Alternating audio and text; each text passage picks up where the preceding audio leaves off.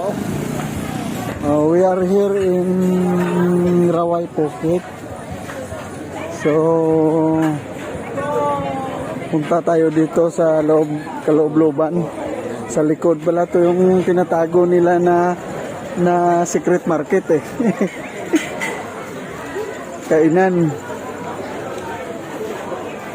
Dito mo pala makikita yung mga tao na kumakain.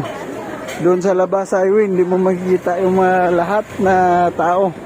Dito pala sa likod. Ito mga shells dito. Tsaka may mga ano dyan.